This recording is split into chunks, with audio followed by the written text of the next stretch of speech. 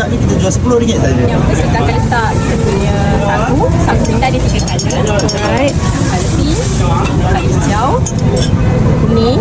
Semua rasa sama tak? Ya betul. Alright. Lepas tu kita untuk ABC kita akan letak kacang. Kacang ni kita rebus sendiri. Okay. Kita akan letak cincau.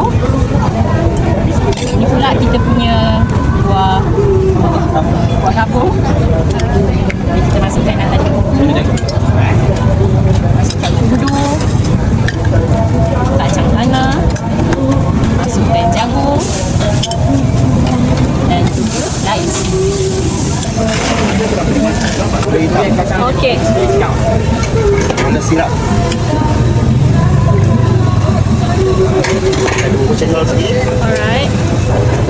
Santai, kita pakai santai, kita tak pakai susu lah.